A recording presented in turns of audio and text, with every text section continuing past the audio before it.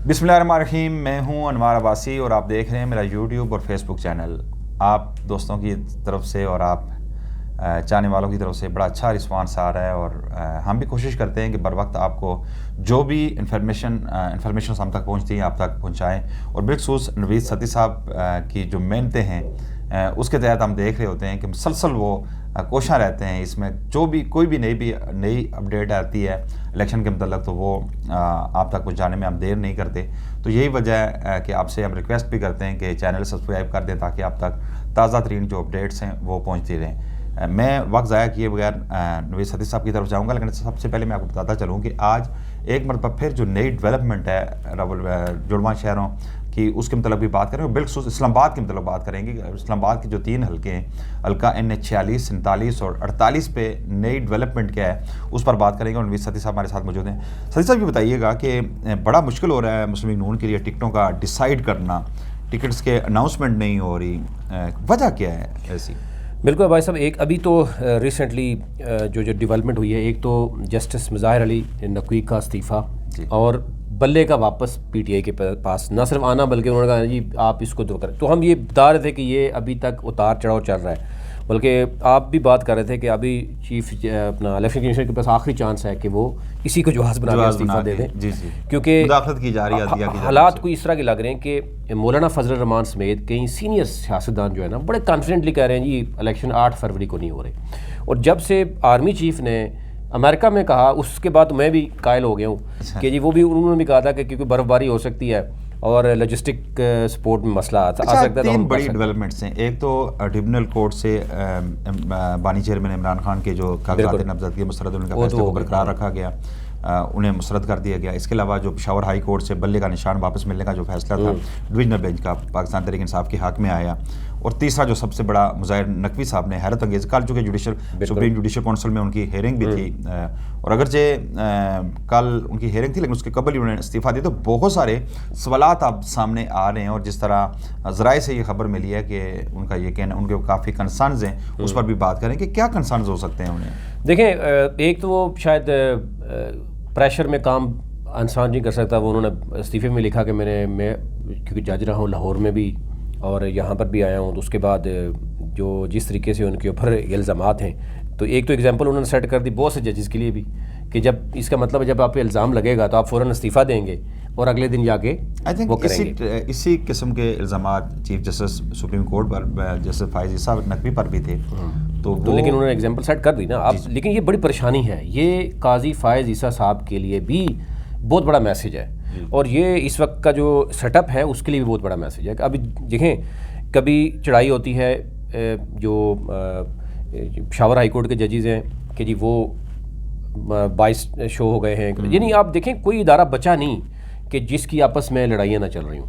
Any हो, आपने बात की इस्लामाबाद की, तो इस्लामाबाद में भी बड़ी तेज़ी से डेवलपमेंट्स हुई हैं। एक तो ये कि रिसेंटली जो कल परसों आपने भी खबर दी कि जी NA 47 जो कि मुस्लिम लीग नून के लिए बड़ा मसला था कि डॉक्टर फजल चौधरी जो हैं वो NA 48 से 47 में आ गए थे, वो चाह रहे थे मुझे मिले। शेख अंसर जो है एक बहुत बड़े इन्वेस्टर भी हैं नून लीग के, फिर वो मेयर भी रहे, वो भी एक्सपेक्टेड थे कि जी मुझे मिलेगा। फिर राजा वकार भी थे। अब उन तीनों को वो तीनों आउट हो गए यहाँ से। अब यहाँ पर मुश्तरका उम्मीदवार आ गया है आमिर कियानी जो कि एक्स तहरीक इंसाफ के फेडरल मिनिस्टर भी रहे और बड़ा ओहदा था उनके पास। अब वो सेक्रेटरी जनरल हैं IPP के, तो उनको जो है ना यहाँ पर एडजस्ट किया जाएगा।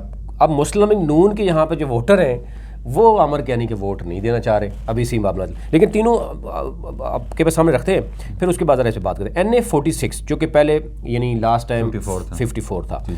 यहाँ पर एक तो बहुत क्लियर है कि जमात इस्लामी की मियाँ असलम है।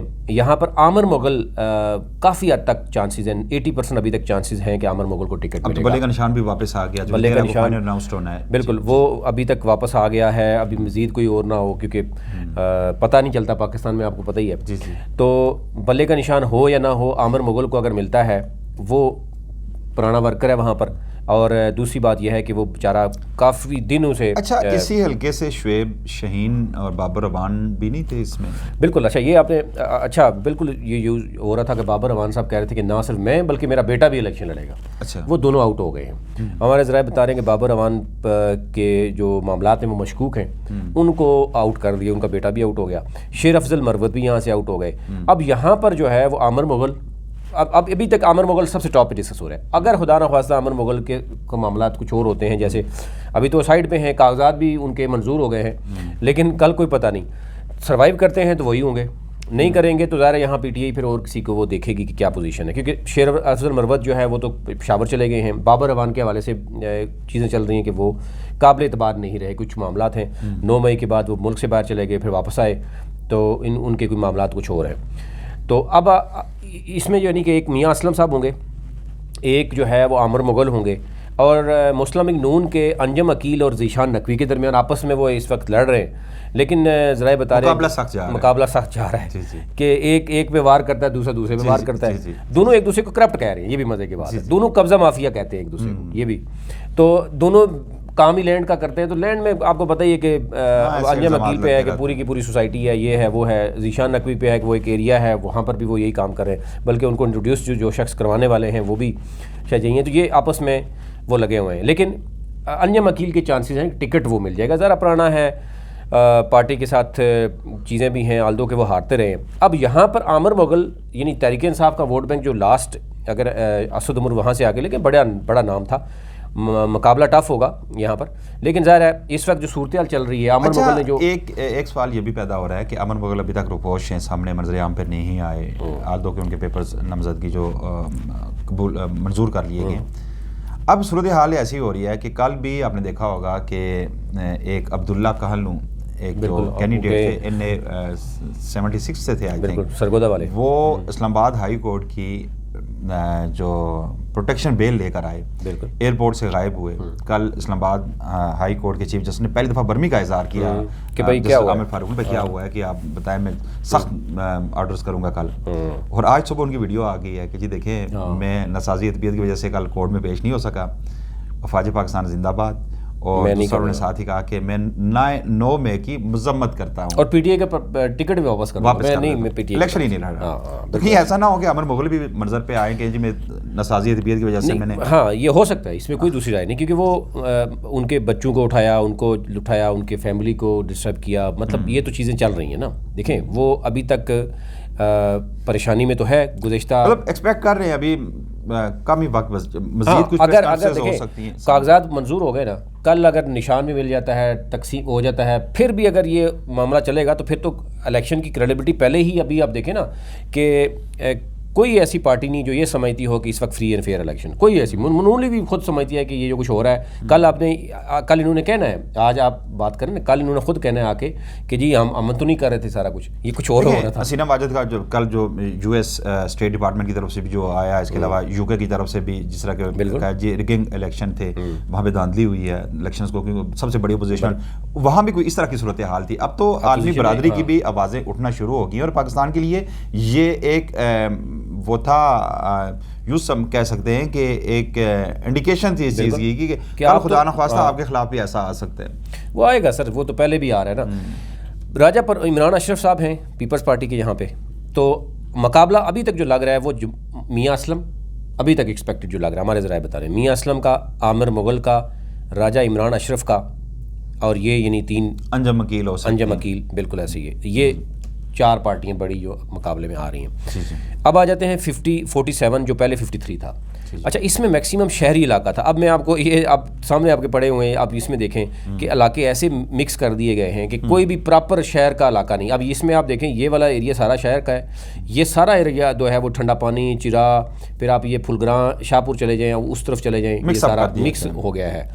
ये एरिया भी मिक्सअप हो गया। इसमें आप देखें 47 जो हमने बात की है, G9 इस तरफ आपने देखा होगा, G9 इधर है, फिर आप इसमें भी देखेंगे तो G9 इधर है, जी I9 है, I8 है, H8 है, उसके अंदर मिक्स कर दिया गया, G7 और तो मतलब जब ये चीज़ें मिक्स कर दी गई तो ज़ाहिर है। अच्छा, अब आपको आप ये कह सकते हैं कि ये मैक्सिमम शहरी इलाका है, यानी ये जो एरिया है NA46, ये मैक्सिमम आपको ये लग रहा है कि ये वाला एरिया है। अब इसमें जो है वो आप देखें कि G15 G16 के साथ साथ ये वाला सारा एरिया जो है ना वो इसके ऊपर मौजूद है। अच्छा NA48 में आ जाएँ तो यहाँ पर ये एरिया मैक्सिमम क्या होता, ये होता था आपको पता ही है कि दही इलाका होता था। अब क्या है, अब यहाँ पर भी आपको ऐसे ऐसे एरियाज़ मिलेंगे जो barrier 4, 5, 6, barrier 1, 2, 3, police foundation, media, CBR town, Suha garden, PWD, ये कोरंग, ये सारा शहरी इलाका डाल दिया गया। बैरियर 7 इसमें है, DHA इसमें है, ठीक है। अब वो भी मिक्स हो गया।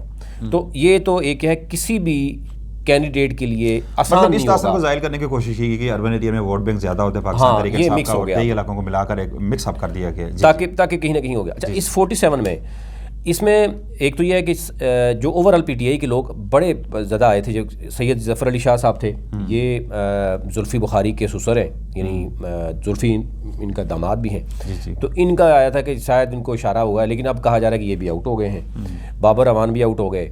अच्छा, फिर यहाँ पर जो 47 में जमात इस्लामी की काशिश जो ताजर रहनमा हैं वो यहाँ पर मौजूद हैं, यानी जो ताजर रहनमा है वो लगे रहते हैं, मुख्तलिफ एक्टिविटीज़ उनकी चल रही होती है। पीपल्स पार्टी के सिब्तिल हसन शाह हैं, ये नय्यर बहारी साहब के भाई हैं। मुस्तफ़ा नवाज़ 47 में भी है, 48 में भी है। अब मुस्तफ़ा नवाज़ यहाँ पर भी है, मुस्तफ़ा नवाज़ खोखर, और यहाँ पर शोएब शाहीन है जो अभी तक लीडिंग में है। वो 46 में आमर और 47 में जो है वो शोएब शाहीन का टॉप पे नाम आ रहा है।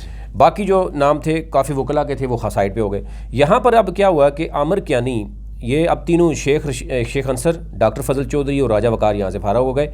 अब ये है कि आमिर कियानी यहाँ पर मुश्तरका उम्मीदवार हैं। अब जब आमिर कियानी मुश्तरका उम्मीदवार हैं तो उनके लिए अब नून लीग के लोग, फैसला हो चुका है, हतमी फैसला हो चुका है। कुछ इस तरह की भी खबरें आ रही हैं कि इंट्रा पार्टी जो इख्तलाफात बढ़ते जा रहे हैं, एक धड़ा जो है मुस्लिम लीग नून का इस बात पर राज़ी नहीं है। और कल एक हंगामी दौरा भी हुआ था मियाँ शहबाज शरीफ का रावलपिंडी का, तो उसके बाद भी क्या अभी तक ये फैसला बरकरार है कि आमिर कियानी को ही लाया जा रहा है जो मुशरिकात? आपने देखा कि कल शहबाज शरीफ का हंगामी दौरा हुआ, आज दो चीज़ें हो चुकी हैं। एक बल्ले का निशान वापस आ गया, दूसरा जो है वो जस्टिस मुज़ाहिर नकवी साहब ने इस्तीफ़ा दे दिया। अब एक और इस्तीफ़ा कह रहे हैं कि वो भी आने वाला है। तो अपना वो शहबाज शरीफ साहब तो ज़ाहिर है जो पैगाम लेके आते हैं जाते हैं, वो मलिक इब्रार को मिलने नहीं आए थे।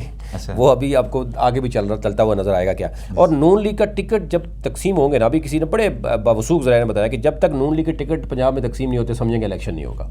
क्योंकि नून लीग बड़ी इस हवाले से 2 माह हो गए ये सारे टिकट्स में मामला में लोगों ने बड़ा वो किया कि परेशान है नून लीग के लिए, मतलब अपने कारकुनान को इंटैक्ट रखना चाह रही है। टिकटों का डिसाइड हो गया, यकीनन कुछ नाराज आखिरी दिन होगा। बयान अल्फी उन्होंने ले लिया पहले, बयान अल्फी पहले ले लिए। अब ये आमिर कियानी को वोट PMLN नहीं देना चाहती। आपने देखा होगा कल से चीज़ें चल रही हैं। लेकिन शेख अंसर, डॉक्टर फजल चौधरी, राजा वकार कुछ भी नहीं कर सकते। इन्होंने बयान अल्फी लिख के दिया हुआ है, ठीक है, कि जनाब हम अलग से नहीं लड़ेंगे और मतलब कैंपेन चलाएंगे। आमिर कियानी की अब चलाएंगे तो वही बात है ना, चलानी पड़ेगी फिर। कम अज़ कम खामोशी तो इख्तियार करनी पड़ेगी। तो कल जब ये फैसले हुए कुछ एरियाज़ में, यानी सरवर खान के इलाके में हुए ना, तो सरवर खान में ये मसला बना कि वहाँ पर नून लीगियों ने बैनर उतारे हैं, वीडियो बना के भेजी है कि जनाब ये हमें फैसला मंजूर नहीं, ठीक है। तो अब इस्लामाबाद में भी यही पोजीशन होगी, ये आपको कहीं नज़र नहीं आएंगे। तो अब कितनी कुर्बानी देंगे? इनमें से किसी को सेनेट तो नहीं लेके जाएंगे। अच्छा, यहाँ अगर 47 की बात की जाए तो यहाँ आपके नज़दीक जो इस वक्त जो मजबूत कैंडिडेट के तौर पे मुस्तफ़ा नवाज़ खोखर हैं, हो सकता है आज़ाद हैसियत से वो तो हैं ही, लेकिन हो सकता है कि पाकिस्तान तहरीक इंसाफ का अगर कैंडिडेट वहाँ पे ना हुआ, शोएब शाहीन या कोई दूसरा कैंडिडेट ना हुआ, तो हो सकता है पाकिस्तान तहरीक इंसाफ की भी उन्हें हमायत हासिल हो। उनके मुकाबले अगर आमिर कियानी आते हैं तो कमज़ोर कैंडिडेट होंगे। तो यहाँ मेरे ख्याल में मुस्तफ़ा नवाज़ खोखर की पोजीशन बाकी कैंडिडेट के मुकाबले में कुछ बेहतर दिखाई दे रही है। अच्छा, एक और बात वही हो रही है कि मुस्तफ़ा नवाज़ खोखर को 48 में अगर मैं देखूँ तो वहाँ मदर बॉडी, कल कुछ बात हो रही थी कि मदर बॉडी उनको सपोर्ट कर रही है, PTI की भी।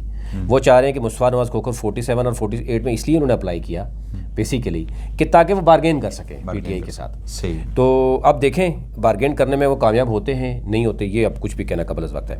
अब लेकिन एक चीज़ है कि अगर मुस्तफ़ा नवाज़ खोखर 47 में विदड्रॉ करते हैं, PTI से सपोर्ट रहते हैं 48 में उनका खोखर वोट अपना वोट है और कुछ लोग ज़्यादा उनको पसंद करते हैं। लेकिन पब्लिक के वो बंदे नहीं हैं, वो पब्लिक नुमाइंदे नहीं हैं जिस तरह को ये कहेगा जी ठीक है वो अच्छे पढ़े लिखे हैं, वो चीज़ें जो देख रहे हैं, लेकिन बाकी वो चीज़ें उस तरीके से नहीं है, इशूज़ होंगे उनके लिए।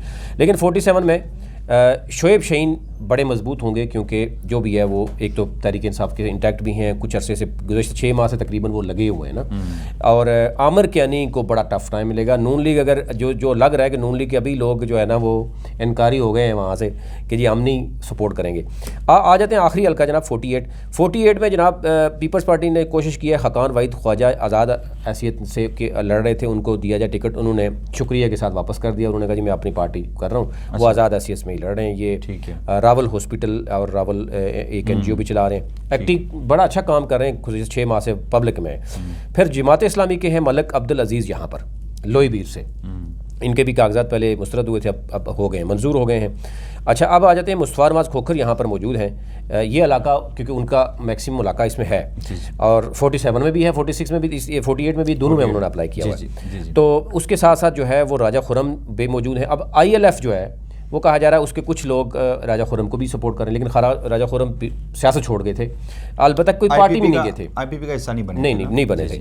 अब वो भी हैं, लेकिन एक और बात हो रही है कि जो PTI के लोग हैं ना, वर्कर्स हैं, वो चाहते हैं जो सीनियर वाइस प्रेसिडेंट PTI के मलिक आमिर, ये जो 48 की बात कर रहा हूँ, यहाँ पर वो अपोजिशन लीडर भी रहे हैं, सुहान यूनियन काउंसिल चेयरमैन भी रहे, और चौधरी इलियास मिरबान है यहाँ पर, जो मुस्तफ़ा नवाज़ खोखर जिसमें इसमें खन्ना काक है, शकरियाल है, खन्ना डाक है, इसके अलावा जो चट्ठा बख्तावर है, त्रामड़ी है, बिल्कुल अलीपुर है, और ये सारा गोरी टाउन है। यहाँ पे काफ़ी मजबूत इनका वोटर इंटैक्ट है। हमने देखा था पीपल्स पार्टी में भी ये जब वहाँ पे थे। हाँ, पीपल्स पार्टी अगर कोई पार्टी का बंदा ले आती है ना, अभी पीपल्स पार्टी की समझ नहीं आ रही है पीपल्स पार्टी हिडनली क्या इसको सपोर्ट कर रही है, ये भी देखना होगा।